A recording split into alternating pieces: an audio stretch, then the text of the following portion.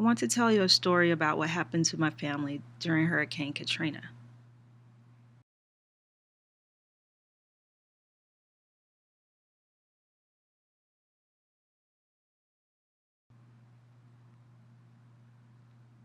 I'm sure you all know the stories about the terrible things that happened to families in New Orleans, my family included.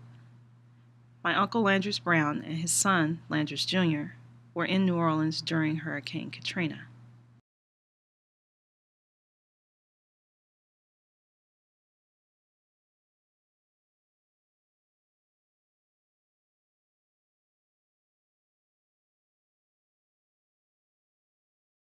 It was 2005 and I was in Georgia.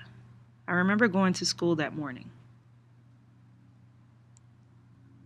I walked into the library and sat down to watch the update on New Orleans. All my friends were watching.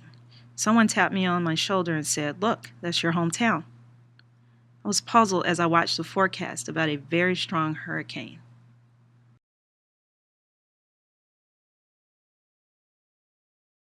Then I realized that several of my family members still lived there. So after school, I went home and I told my grandma what I saw. I said, "Grandma, do we still have family in New Orleans?"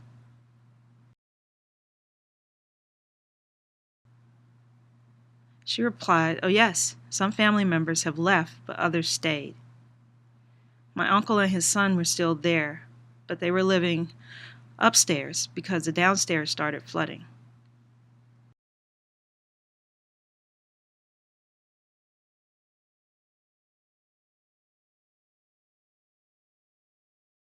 I asked my grandma, "Is it bad?" She nodded yes and said that the water started filling up. It wasn't so bad the first day. It got worse the second day. The levees broke and water began flooding the city.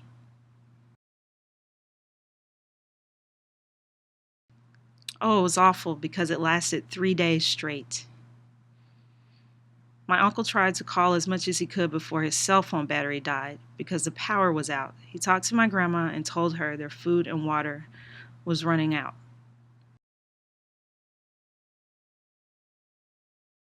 The floodwaters kept rising and started coming under the door upstairs. My uncle didn't know what to do, and my grandmother was worried and started to panic. She was watching the news and saw that people sitting on their rooftops were being rescued. My grandma told my uncle that they should move to their roof. My uncle said, "Okay, that's fine." He grabbed his son, who was still very young, and his neighbor, and they all went to the roof. I can't remember well, but the bedroom down the hallway to the right used to be mine. Across the bedroom on the opposite wall was the door to the attic. My uncle went into the attic and had to use a hammer to knock a hole in the wall to get out. The hole was big enough for them to get through.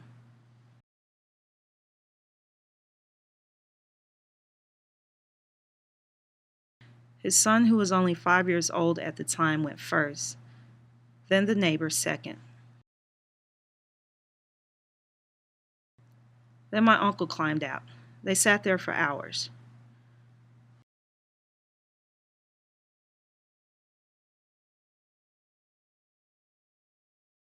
Finally, a helicopter came to rescue them.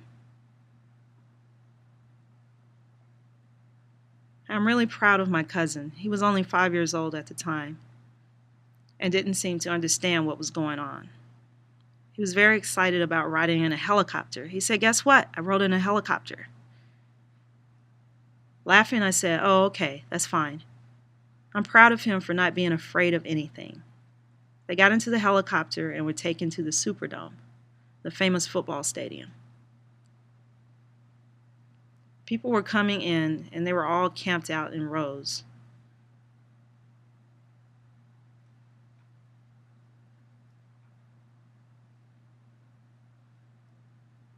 After the helicopter dropped them off at the football stadium, they stayed there for quite a while.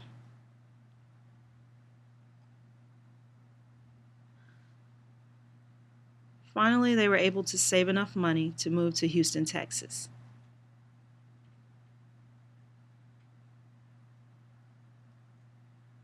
Later, I saw my uncle and asked him what it was like to be in that situation. He said it was awful. Water and food were running out. They suffered 4 to 5 days without electricity. They couldn't get out because of the flooding. He also told me that he saw a dead body floating in the water.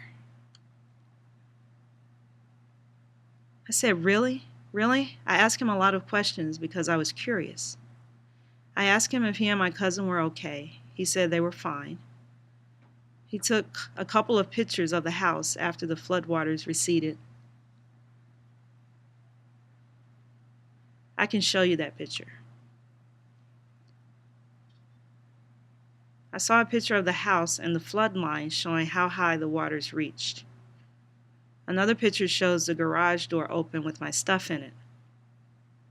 Things from my childhood, like my bicycle and some other things, were destroyed.